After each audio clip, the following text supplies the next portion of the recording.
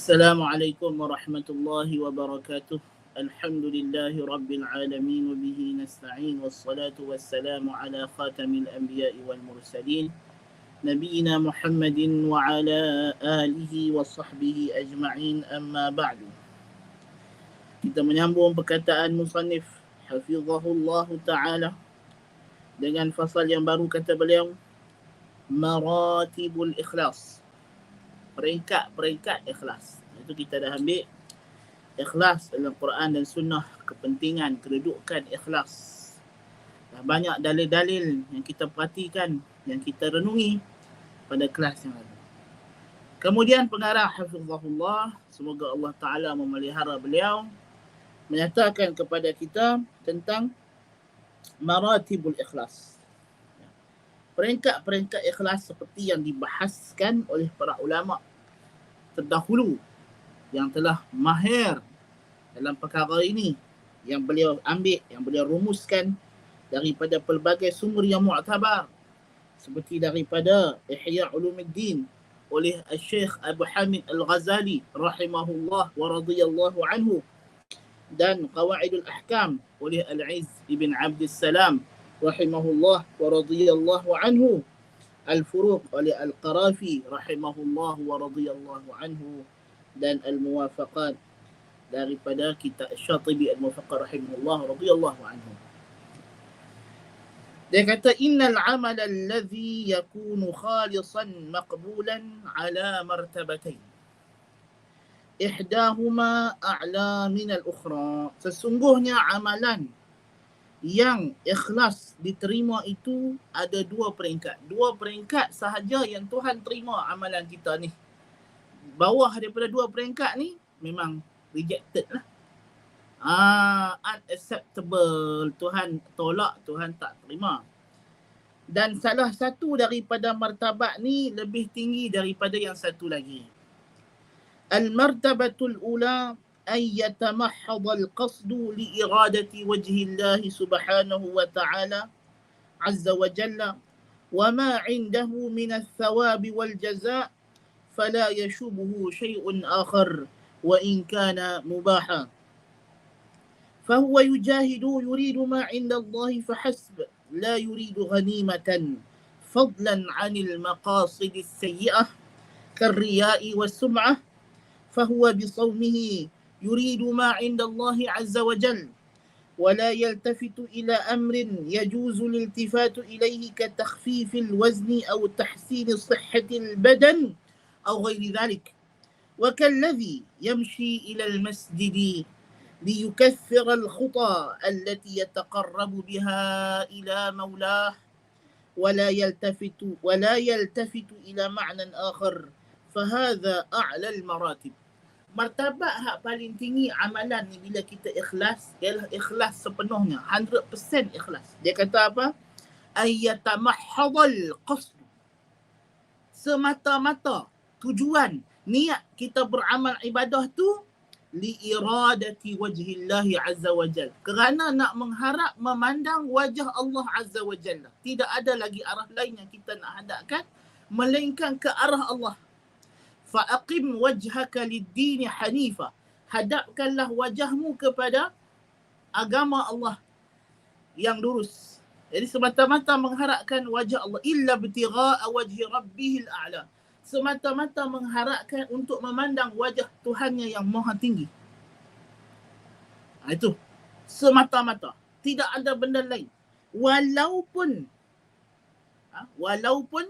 ada ganjaran-ganjaran duniawi yang juga dijanjikan oleh Allah Ta'ala sebagai ganjaran tambahan, tapi dia ni memang tak pandang langsung, tak keheranan langsung, tak mau langsung, tidak mengharap langsung kepada ganjaran duniawi. Bukan bermakna dia tak terima ganjaran duniawi, tapi dalam hati dia ni tak ada lintah tentang ganjaran duniawi. Walaupun dia tahu Rabbana atina fid dunya hasanah wa fil akhirati hasanah wa qina azabannar.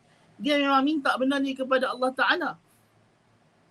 Tapi dalam hati dia, dan tujuan asal dia buat benda ni, memang dia hanya ingat ketika itu lillahi ta'ala, memang lillahi ta'ala sungguh. Tak ada benda lain yang melintas di benak fikirnya melainkan kerana Allah Ta'ala. Maka tidak ada satu yang lain pun yang mencampurinya, walaupun benda itu harus, apatah lagi yang tak elok seperti riak dan sum'ah itu memang tidak ada lah. Itu memang tak ikhlas. Yang ni dia tak ada riak, tak ada sum'ah, dan tak ada juga mengharap ganjaran-ganjaran yang harus. Yang lain hanya mengharapkan ganjaran akhirat, mengharapkan Allah Subhanahu wa Ta'ala. Maka dia berjihad di jalan Allah semata-mata kerana nak mengharapkan syurga. Tidak ada langsung sedikit dalam hatinya terdetik nak mengharapkan ghanimah, harta rampasan perang. Walaupun ghanimah memang Tuhan bagi. Boleh tak seorang yang berjihad dalam benak fikiran dia, aku nak syurga, dan kalau boleh, kalau Allah Ta'ala panjangkan lagi usia aku, dapat pahala, bawa balik juga harta dekat anak bini aku. Boleh tak dia berniat macam itu? Boleh, tak ada masalah. Kan? Pasal ghanimah memang halal. Memang Allah Ta'ala janjikan itu sebagai ganjaran duniawi. Asalkan ganjaran akhirat adalah matlamat utama, macam kita sebut. Kan? Yang penting ialah akhirat adalah matlamat utama. Dan ganjaran duniawi adalah matlamat kedua, secondary. Tetapi dia ni, matlamat secondary tak ada. Dia hanya ada satu matlamat, itulah matlamat ukhrawi, matlamat akhirat. Dia berpuasa mengharapkan ganjaran di sisi Allah, dan tidak ada terlintas sedikit pun di benak fikirnya puasa ni sebab nak turunkan berat badan atau nak kurus atau nak sihat. Walaupun itu memang di antara kebaikan puasa. Memang Tuhan jadikan bila kita puasa, maka berat badan kita turun, badan kita jadi sihat. Itu memang benda yang akan jadi bila kita puasa. Tak boleh nak elak dah. Tak ada orang boleh kata saya nak puasa tapi saya tak mau bagi puasa ni menyebabkan saya sihat. Tak boleh. Puasa memang bila you puasa, badan akan bertindak balas dengan keadaan tersebut. Dan bahkan apabila puasa itu tidak menghasilkan kesihatan, kita dilarang puasa. Kita tidak disuruh puasa. Orang sakit tidak disuruh berpuasa. Menunjukkan apa? Menunjukkan memang ada maksud dari segi syariat. Allah Ta'ala nak menerusi puasa ni selain daripada kita mendapat ganjaran ukhrawi, beribadat kepada Allah, ada juga di sebalik puasa itu maqasid syar'iyah, iaitulah menjaga nyawa, kesihatan tubuh badan. Maksudnya ada tujuan Allah Ta'ala buat puasa itu supaya dia menjadi wasilah untuk menghasilkan badan yang sihat.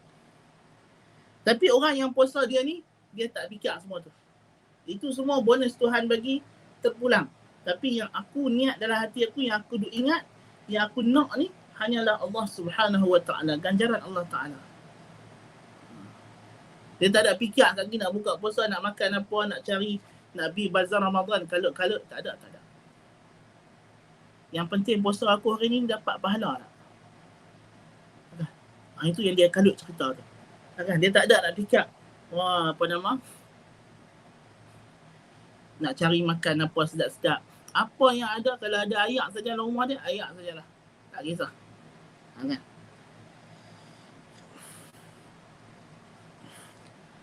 Demikian juga orang yang berjalan ke masjid jalan kaki untuk memperbanyakkan langkah, yang dengan itu dia mendekatkan dirinya kepada Allah dan tidak memandang kepada apa-apa makna selain daripada itu. Tak ada lah niat dengan berjalan kaki ni ikut dia jumpa orang ke, dia apa ke. Walaupun itu di antara bonus tambahan yang Tuhan bagi di dunia, ganjaran awal di dunia. Dia berjalan kaki tu dia akan jadi sihat, apa semua. ولا يبعد أن يلحق بهذه المرتبة ما كانت توابعه مقصودة للشارع كالاستشفاء بالقرآن من علل القلوب والأبدان وملاحظة ما للأذكار المتنوعة من الآثار التي نص الشارع عليها كأذكار الصباح والمساء وعند النوم وكذا نزول المنزل إلى غير ذلك مما يكون سببا لحفظه من الشياطين والجن وغير ذلك من الآفات. Demikian juga termasuklah kita kata asar, kesan ibadat yang disebutkan oleh syarak yang bukan bersifat ukhrawi tetapi bersifat duniawi, walaupun dia adalah maknawi, bukannya fizikal seperti bila kita baca zikir pagi petang kita terpelihara daripada syaitan, kita terjaga daripada godaan syaitan, kita zikir tidur, bangkit tidur, masuk rumah, keluar rumah. Walaupun ini memang faedah zikir. Tapi orang yang ibadat yang tinggi ikhlas ni, dia tak terlintas semua benda tu. Yang tu dia kata benda tu memang Tuhan dah bagi, aku tak fikir lah. Dia kata. Yang aku nak ialah ganjaran akhirat. Ganjaran akhirat. Jadi orang yang macam ni, ganjaran dunia tadi dia dapat tak? Oh, itu dah tentu dah. Dah tentu dah. Orang yang hanya fikir ganjaran akhirat, dia pasti akan dapat ganjaran dunia. Kan? Dia pasti akan dapat ganjaran habuan dunia tu memang ada lah kat dia. Pasal orang yang macam ni dia dah yakin kalau Tuhan dah janji, kata kalau aku baca zikir ni terpelihara daripada syaitan, memang Tuhan akan pelihara. Bukan makna dia tak yakin dengan benda tu. Tentulah dia yakin. Tetapi yang dia yang main fokus dia adalah aku nak zikir ni, aku nak syurga. Aku nak masuk syurga, aku nak jumpa Tuhan, aku nak tengok muka Tuhan, tengok wajah Tuhan. فَمَنْ كَانَ يَرْجُو لِقَاءَ رَبِّهِ فَلْيَعْمَلْ عَمَلًا صَالِحًا وَلَا يُشْرِكْ بِعِبَادَةِ رَبِّهِ أَحَدًا. Sebab itulah ayat-ayat yang macam ni datang pada peringkat yang tertinggi dari segi ibadah. Barang siapa yang mengharap untuk bertemu Tuhannya, illa ibtigha'a wajhi rabbihil a'la wala sawfa yarda. Tengok. Mengharapkan wajah Tuhan saja, Tuhan kata wala sawfa yarda. Dia akan redha dengan ganjaran yang Tuhan akan bagi. Maknanya bukan makna kata orang ni dia tidak percaya kepada ganjaran-ganjaran tambahan ataupun apa yang Tuhan bagi daripada fawaid duniawiyah. Percaya. Dan dia pun bukan tidak mengharap tapi tidak menjadikan itu sebagai fokus dalam ibadah. Dan dia tidak ingat benda tu ketika dia beribadah, itu benda yang dia tak ingat. Sebab bagi dia itu Tuhan dah janji, Tuhan bagi, aku tak perlu sibuk-sibuk lagi nak fikir-fikir nak minta lagi benda tu. Kan? Yang aku nak minta sungguh-sungguh ni adalah aku nak jumpa Tuhan, nak masuk syurga, nak jumpa Tuhan. Lepas tu Syekhul Islam Ibn Taymiyah kata, syurga ni nikmat dia bukan makan minum saja. Kan? Nikmat syurga yang paling besar ialah berjumpa dengan Tuhan. Sebab tu orang mukmin, tak ada orang sufi, di antara kesilapan mereka ialah mereka ingat kalau kita beramal ibadat kerana nak masuk syurga, maka itu kita kurang ikhlas. Mereka samakan tujuan nak masuk syurga itu dengan mengharapkan ganjaran-ganjaran sampingan. Salah. Hakikatnya nak masuk syurga tu nak apa? Dan boleh kita masukkan dalam konteks ni, dia adalah orang yang nak masuk syurga. Orang nak masuk syurga tu dia nak apa? Ada orang dia fikir lepas mati dia masuk syurga, senang dapat makan sedap, minum sedap, ada bini cantik ramai. Dia fikir macam tu masuk syurga. Okey? Selamat daripada api neraka. Tak mau hidup terseksa dah. Di dunia ni dah cukup banyak seksa dah, biarlah lepas mati ni hidup senang. Kan? Tak ada masalah. Tapi orang yang lebih tinggi amal ibadatnya, dia kira duk ingat dalam benak fikir dia, masuk syurga jumpa Tuhan, masuk syurga nak tengok Tuhan, masuk syurga nak bersema dengan Tuhan, nak dengar suara Tuhan. Hak ni lah ikhlas hak paling tinggi. Faman kana yarju liqa'a rabbih. Dia mengharap tu nak jumpa siapa? Nak jumpa Tuhan. Nak jumpa Tuhan. Nak memandang wajah Tuhan. Bukan kerana sebab-sebab lain. Tak ada sebab-sebab lain. Kan? Walaupun bila masuk syurga, confirm akan makan sedap, akan minum sedap, akan ada bini cantik-cantik ramai. Itu confirm dah. Kan? Itu memang, itulah aktiviti ahli syurga. Kan? Nak jumpa Tuhan ni minggu sekali hari Jumaat. Kan? Bukan tiap-tiap hari orang syurga jumpa Tuhan, sembang dengan Tuhan. Nak jumpa Tuhan ni hari Jumaat. Kan?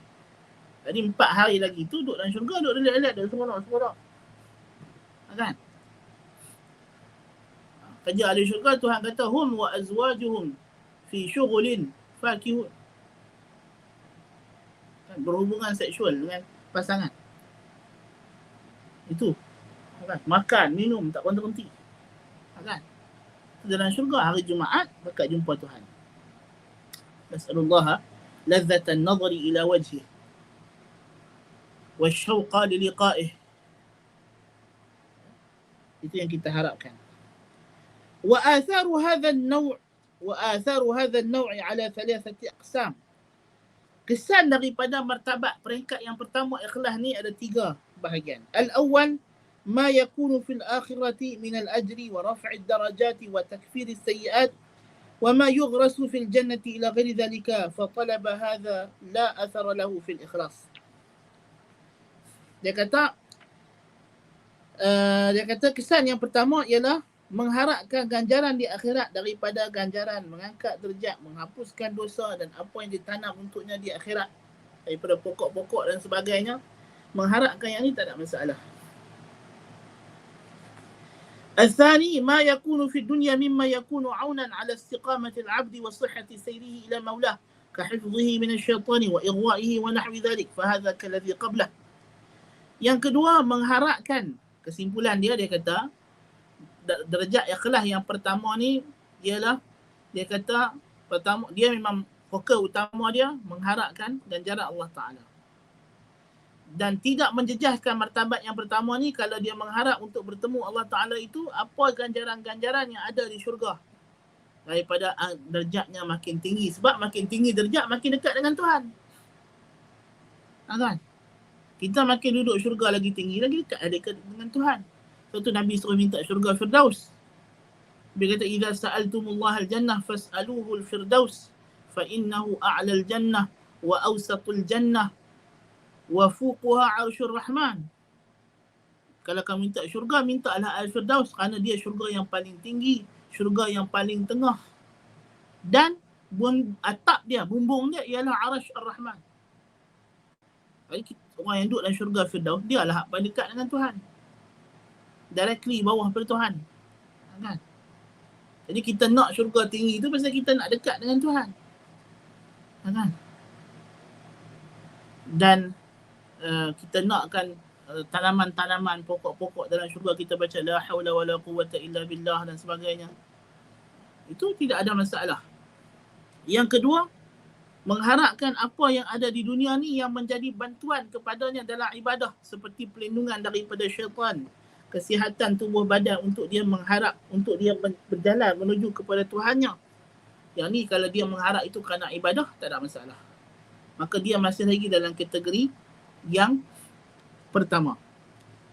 الثالث ما يكون في الدنيا كحفظه من الآفات وما يضره ويؤذيه من بدنه أو ماله ونحو ذلك مما نص عليه الشرع فملاحظة ذلك لا يخل بالإخلاص إن شاء الله مع استحضار نية العبادة والله أعلم.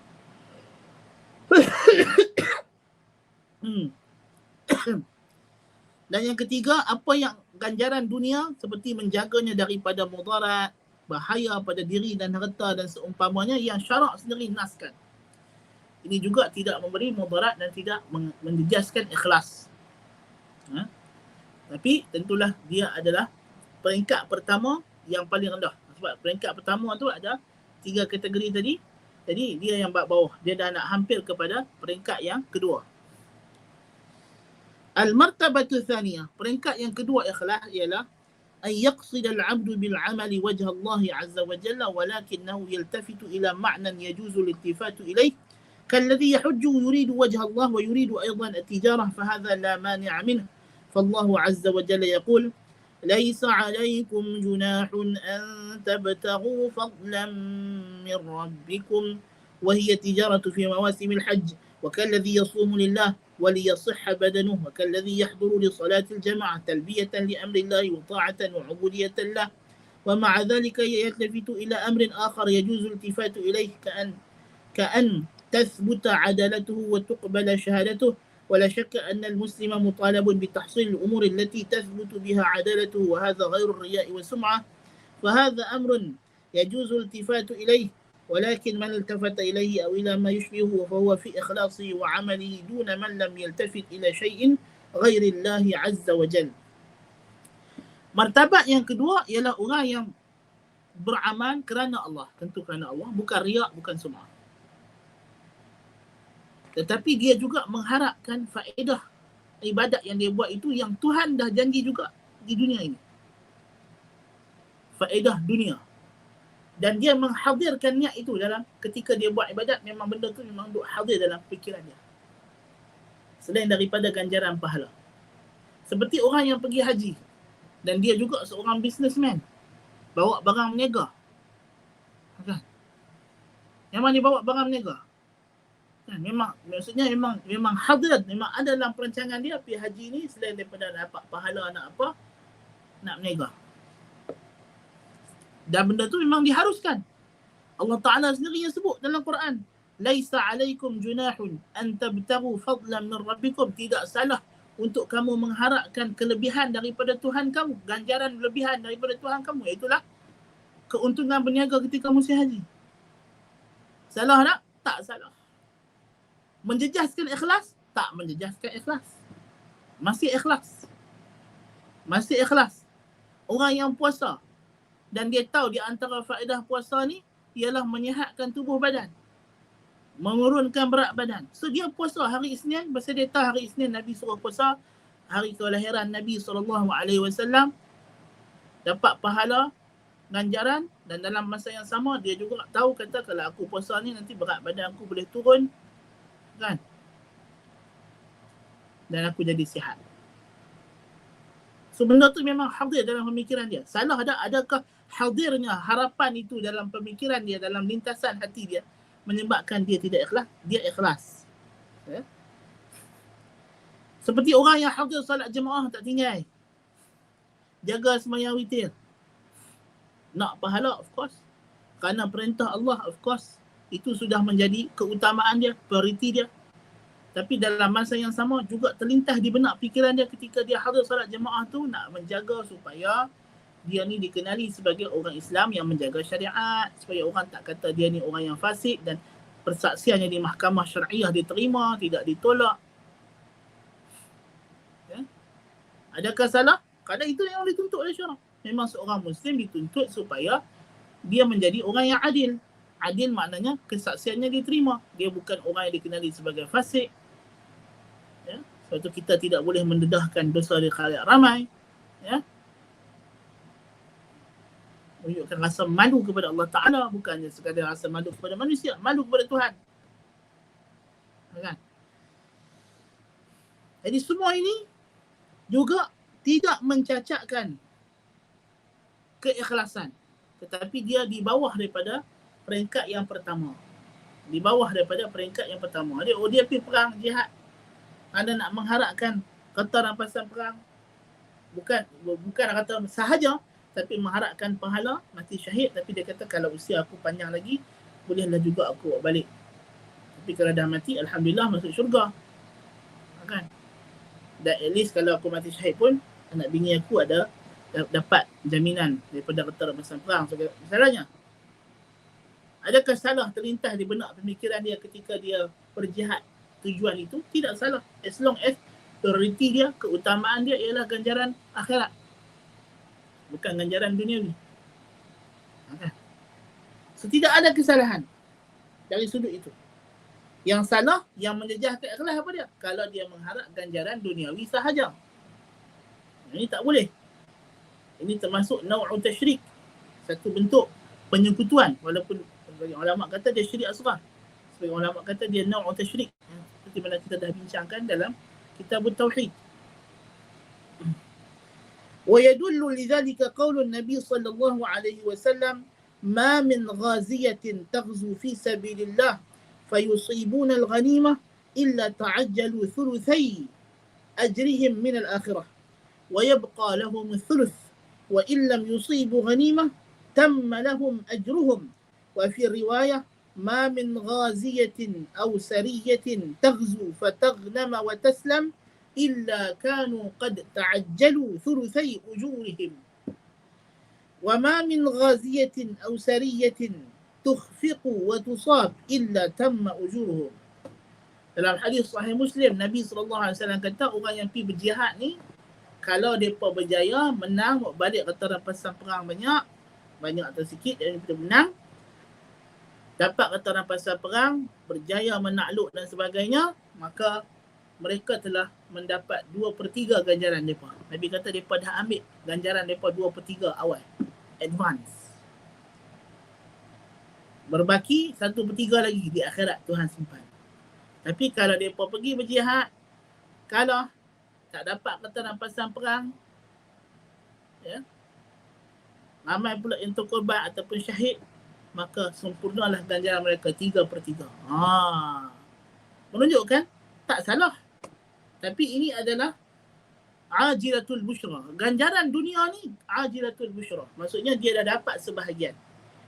As long as dia juga nak ganjaran akhirat. Ganjaran akhirat tetap ada untuk dia. Tapi kalau dia, inilah dalil juga untuk martabat yang pertama. Menunjukkan bahawa kalau kita beramal dan kita tidak lintahkan di benak fikir kita ini ganjaran dunia tersebut, maka kita akan dapat ganjaran penuh. Walaupun ganjaran dunia tu boleh kita dapat. Contoh kalau mereka ni pergi berjihad. Berjihad. Memang mereka tak terlintas dalam pasang perang. Kita bukan nak lantak pasang perang. Kita memang nak pertahankan tanah air kita. Memang mereka ni berjihad, mereka rasa mereka nak kalah lah. Pasal kita ni tak cukup kekuatan. Orang kafir lagi ramai. Mungkin kita semua ni akan mati syahid. Bersedialah syurga. Kita dah fikir lah pasal perang. Tengok Tuhan bagi menang. Bawa balik ke pasang perang. Tetap dapat 3/3. Pasal tak terlintas. Dia punya fikiran mereka. Pasang perang. Kan? Dalil bahawa inilah 2 martabat ikhlas. Ya. Sama ada memang ikhlas itu memang semata-mata mengharapkan ganjaran Allah Subhanahu Wa Taala, tidak terlintas di pemikiran dia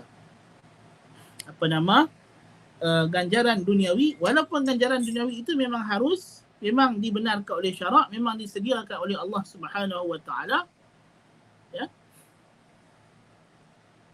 Tapi kalau dia hanya fokus kepada ganjaran akhirat, maka itu akan menyempurnakan lagi ganjarannya berbanding dengan dia juga fokus kepada ganjaran-ganjaran tambahan duniawi.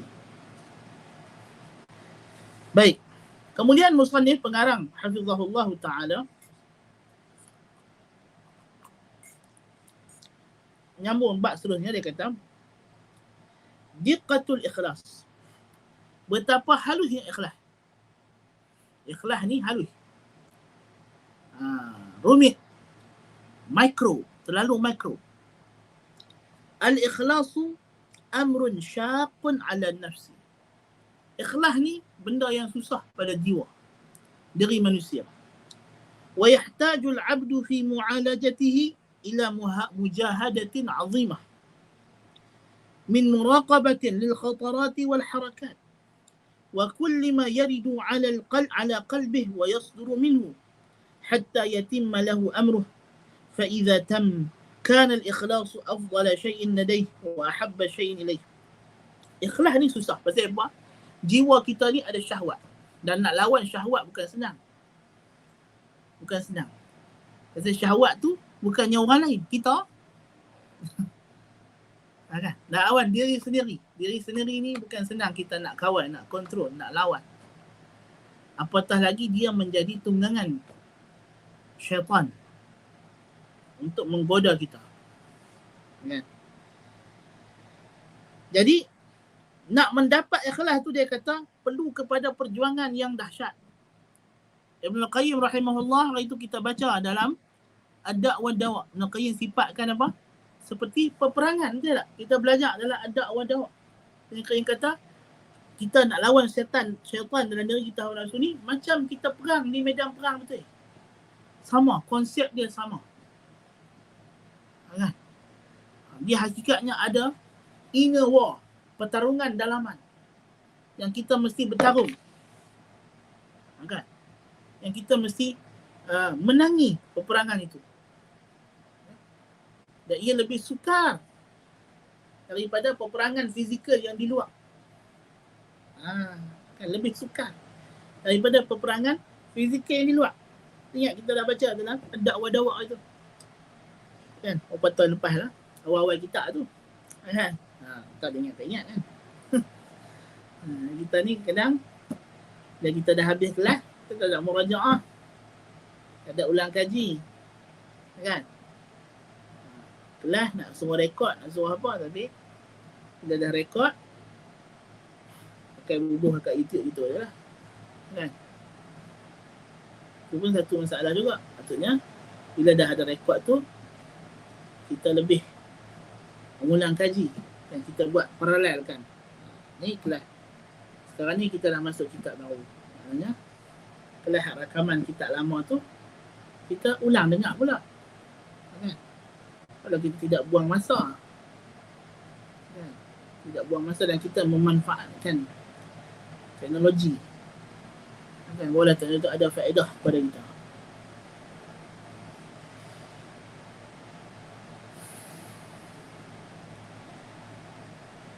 Dia memerlukan perjuangan yang besar, iaitulah menjaga, nak perhati, nak mengawasi lintasan-lintasan hati dan pergerakan-pergerakan hati.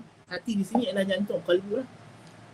Dan apa yang datang dan keluar daripada jantung kalbunya sehingga sempurna baginya urusannya. Jikalau dah sempurna, maka ikhlaslah benda yang paling dia sukai, paling utama yang dia miliki. Kalau dah berjaya lawan syahwat-syahwat ni, mujahadah, masa tu memang buat amalan kerana ikhlas itulah yang paling disukai dan dicintai oleh manusia. Sebab itu kalau kita melihat manusia ni, di antara dalil kewujudan Tuhan ialah dipanggil burhan akhlaqi. Tuhan sebagai pemuncak tujuan kita buat amal ibadah. Kerana amal ibadah ialah benda yang perlu. Manusia dapati diri dia perlu buat benda baik. Ada desakan dalaman untuk dia tolong orang yang susah. Mencegah kezaliman. Menegakkan keadilan. Ini adalah satu desakan dalaman. Bercakap benar, jujur, amanah, integriti. Ini semua adalah desakan dalaman. Yang mana kalau manusia tak buat benda ni, walaupun dia orang yang bukan beragama, dia akan rasa macam something wrong. Tak kena dia buat. Semua orang tahu benda ni salah. Tak kira apa bangsa dia, warna kulit dia, bahasa dia. Tapi persoalan, untuk apa dia buat benda ni? Untuk apa? Untuk siapa? Kan? Kalau dia kata untuk manusia, dia melihat tidak ada apa-apa ganjaran. Kalau dia membantu manusia kerana manusia, adakah dia mendapat kebaikan dan faedah? Tidak. Ya? Dan manusia itu kehendaknya berbeza-beza. Kalau ada manusia yang, kadang-kadang ada waktu-waktu tertentu manusia nak supaya kita bercakap bohong atau buat benda tak elok. Jadi adakah bermakna kita kena ikut bila kawan kita ajak kita buat benda buruk? Kita kena ikut sebab memang asalnya kita buat setiap benda tu kerana manusia? Kita dapat tidak. Walaupun kita buat benda tu kerana ajakkan kawan kita, desakkan kawan kita, kita dapati benda tu kita tak selesa. Jadi apa tujuan kita buat benda ni semua? Adalah ganjaran daripada Tuhan.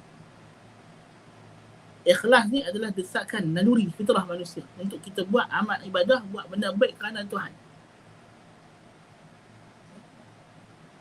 Ini yang hujah yang dibawa oleh Amanuel Kant. Amanuel Kant, dia bawa hujah ni untuk membuktikan kewujudan Tuhan, burhan akhlaqi. Cuma kesilapan dia adalah dia menghadkan bukti kewujudan Tuhan hanya pada hujah ni. Tak, dia adalah salah satu daripada hujah. Bukti kewujudan Tuhan kita tak boleh hadkan dia kepada hujah akhlak sahaja, hujah akal sahaja atau hujah fitrah sahaja. Ini salah. Reductionism ni tak betul. Dalam Islam tidak ada konsep reductionism ni. Kita melihat, kata Syekhul Islam Ibn Taymiyah, semakin sesuatu itu diperlukan oleh manusia, maka semakin banyak Tuhan akan bagi. Ya? Manusia perlukan oksigen melebihi daripada makan dan minum. Betul tak? Maka oksigen ada banyak, mudah. Manusia memerlukan minuman lebih daripada makanan. Kita dapati minuman lebih pelbagai dan banyak, air lebih mudah dapati daripada makanan. Dan seterusnya. Maka demikianlah masalah agama. Ibn Taymiyah kata, semakin masalah itu adalah masalah yang usul, maka semakin banyak dalil yang Tuhan bagi dalam Quran dan Sunnah. Dan yang paling usul sekali ialah kewujudan Tuhan. Ini adalah usul segala usul. Maka sebab itu Ibn Taymiyah kata, bukti kewujudan Tuhan tu Allah Ta'ala pelbagaikan Dalilnya dalam Quran, dalam sunnah, dalil akal, dalil fitrah, dalil emosi. Semua benda ada dalil. Kan? Pasal dia perlukan. Sehingga akhirnya manusia tu dah tidak perlu bertanya lagi. Seperti mana manusia tu perlu tahu waktu siang dan malam. Dia kena ada siang dan malam dalam hidup dia. Maka sebab itulah dalil untuk siang dan malam manusia tak payah fikir. Terbit matahari dia terus tahu siang. Terbenam matahari dia terus tahu malam. Tak boleh fikir-fikir banyak. Maka subhanallah. Jadi macam itulah dalil tentang bukti kewujudan Tuhan. Maka tak perlu fikir panjang. Bukan kerana tidak ada dalil, kerana dalil terlalu banyak. Sehingga kita tidak rasa perlu memikirkannya lagi. Dan benda tu menjadi daruri. Menjadi satu pengetahuan asasi yang semua orang tahu. Sehingga tak perlu bertanya-tanya lagi. Negara kita ni, kita duduk sekarang ni, dia Malaysia. Perlu fikir ke? Perlu timbulkan persoalan falsafah ke? Yang rumit-rumit. Itu dah yang Nabi celah. Benda yang mudah, yang simple, tapi kita perumitkan. Itu tak betul. Itu falsafah yang dicelah. Berfikir tentang benda yang simple, menyebabkan benda jadi susah. Betul. Nabi kata orang yang sangat berdosa, sangat bersalah itu ialah orang yang bertanya satu perkara, disebabkan dia bertanya itu, perkara itu dia haramkan ke atas orang Islam, menyempitkan. Pasal dia duk pergi tatabuk, ikut. Tak perlu. Kita dilarang untuk takalluf, berlebih-lebihan dalam mencari-cari masalah yang detail-detail. Tapi Taimiyah kata kadang-kadang mencari masalah ini ada manfaat bagi orang yang dah kena syubhat ya. Orang yang belum kena syubhat tak perlu kita sibukkan dia dengan dia. Orang yang dah kena syubhat sungguh. Kalau dia dah kena syubhat, memang kita kena bahas dengan dia in detail lah. Macam mana? Nasallallahu al-afiyah. Yaqulu Uwais al-Qarni radhiyallahu rahimahullah kata, "Idza qumta fad'u Allah an yusliha laka qalbaka wa niyyatak, falan tu'alij shay'an ashadd 'alayka minhuma."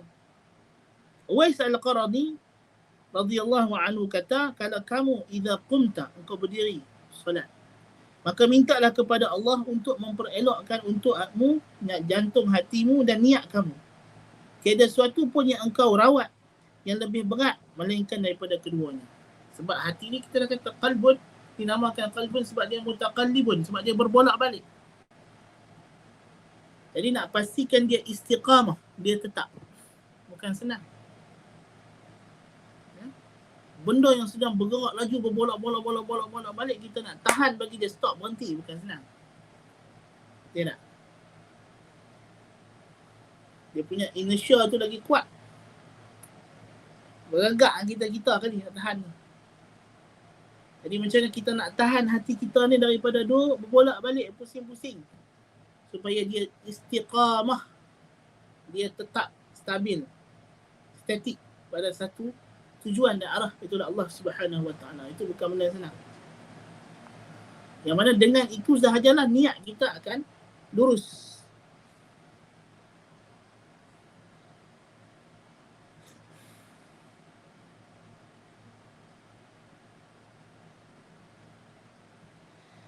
Dan kita nak tahu Uwais al-Qarni ni bila dia cakap macam ni, dia ni siapa? Dia ni orang yang menjaga ikhlas, betul tak? Sebab itulah dia dipuji Nabi SAW. Walaupun dia ni daripada orang yang kalangan tabi'in, sebab dia tak sempat jumpa Nabi SAW. Dia hidup di zaman Nabi. Masuk Islam masa Nabi hidup. Tapi dia tak pernah tengok wajah Nabi, tak pernah bertemu dengan Nabi SAW. Maka dia bukan sahabat, dia tabi'in. Tapi Nabi pesan kepada Abu Bakar dengan Umar, Kalau datang orang nama Uwais Al-Qarni, mintalah kepada dia supaya dia beristighfar bagi pihak kamu. Minta doa supaya Allah Ta'ala ampunkan. Jadi Umar bin Al-Khattab radhiyallahu anhu bertemu dengan dia. Dan minta dia doakan istighfar bagi pihak dia. Dan bila orang pakat kenal dia, ya, kata ni Uwais Al-Qarni yang Nabi puji, kan? Yang Nabi kata doa dia mustajab, orang pakat duk cari dia, duk minta doa. Maka dia pun menghilangkan diri. Dia ni orang low profile, dia bukan ada orang jawatan dan dia bukan ulama. Sebab itulah perbezaan pandangan. Siapakah tabi'in yang paling afdal? Adakah Uwais Al-Qarni ataupun Sa'id ibn Al-Musayyab? Jadi ada kata Uwais Al-Qarni dari segi ibadah dialah tabi'in yang paling afdal. Adapun Sa'id ibn Al-Musayyib, maka dialah dari segi ilmu dalam kalangan tabi'in, ulama, maka dia yang paling afdal. Dalam kalangan ahli ibadah, orang awam yang bukan ulama, Uwais Al-Qarni yang paling afdal. Mana mereka kedua-dua ni afdalut tabi'in, afdalai tabi'in. Allahu Akbar. Dalam keadaan dia begitu menjaga ikhlas pun dia kata lan tu'alija shay'an ashadda 'alaika min qalbika wa niyyatika. Dia bercakap ni based on experience lah ni, pengalaman, tajrubah. Kan?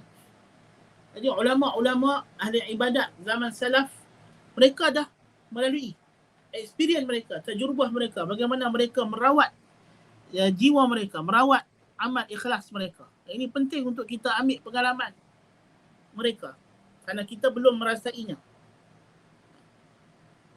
Ilmu manusia ni, pengetahuan kita, our knowledge, kita dapat menerusi pengalaman, experience, melalui senses. Kita punya deria yang 5. Okay. Deria yang 5 ni yang menjadi kita punya jalan untuk kita mencapai ilmu daripada sumbernya. Dan di antara cara kita mencapai ilmu ialah gabungan di antara deria kita dengan akal kita, seperti khabar. Jadi kita boleh merasai, kita boleh experience sesuatu perkara secara secondary dari orang lain. Orang tu dia ada first degree experience, kita dapat secondary experience. Dengan cara dia memberitahu kepada kita. وقال يوسف ابن أسباط تخليص النية من فسادها أشد على العاملين من طول الاجتهاد.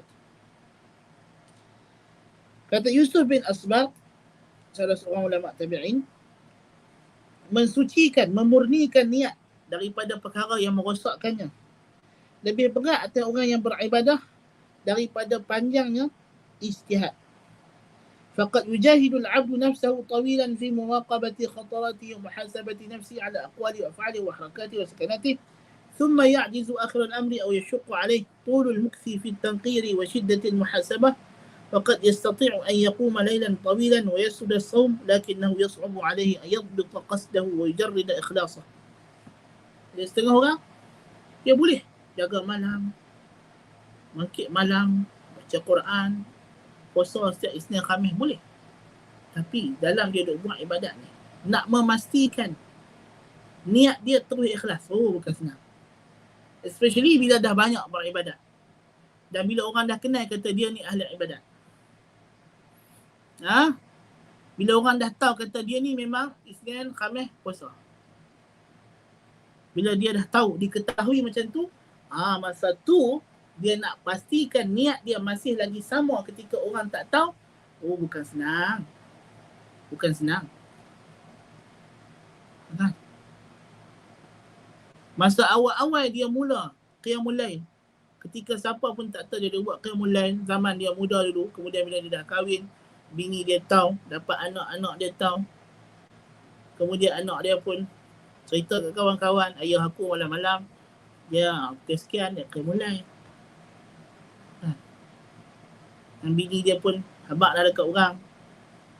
kan, ni apa ni, apa nama, pakcik apa ni, dia Isyak dia tidur angkat gigi nak bangkit. Okay, mulai.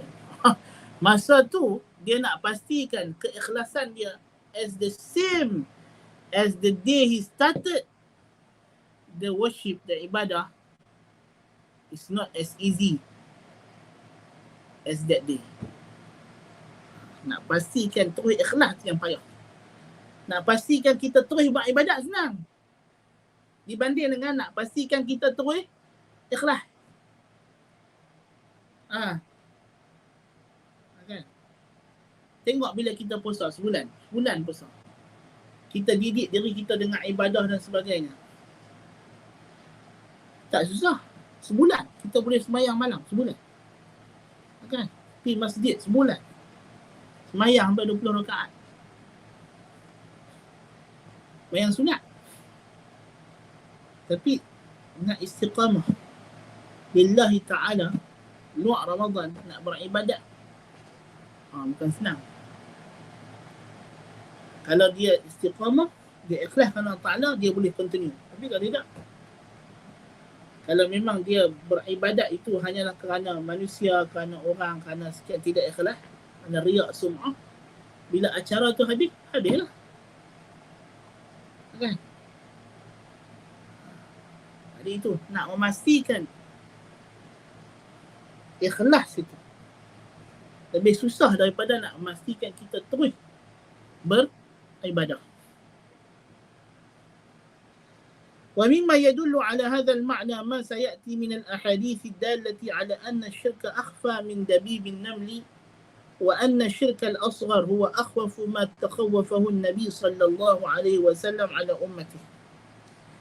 Di antara perkara yang menjadi dalil menunjukkan masalah ini ialah apa yang akan datang daripada hadis-hadis yang menunjukkan bahawa syirik itu lebih tersembunyi daripada tapak bunyi derapan kaki semut, dan bahawa syirik kecil itu adalah perkara yang paling Nabi SAW takut menimpa umatnya, dan bahawa syirik yang tersembunyi itu adalah perkara yang lebih Nabi takuti kena pada umatnya berbanding Dajjal dan lain-lain yang menegaskan makna ini.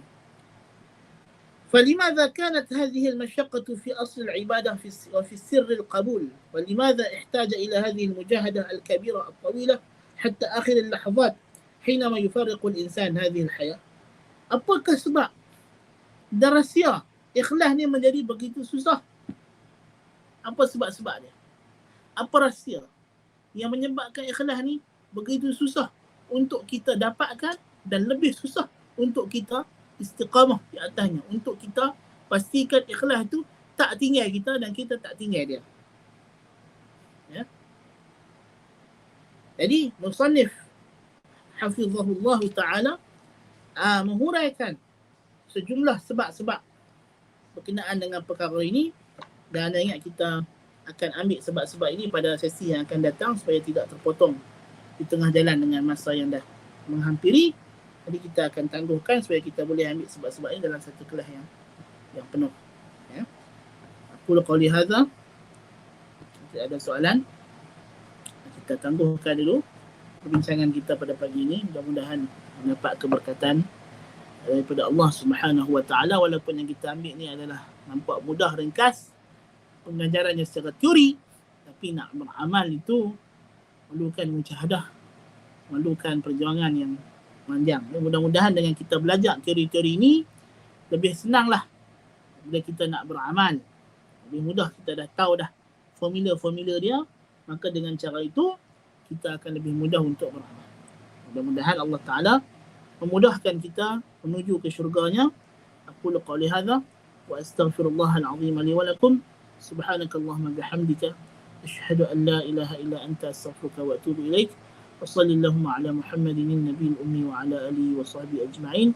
والسلام عليكم ورحمة الله وبركاته.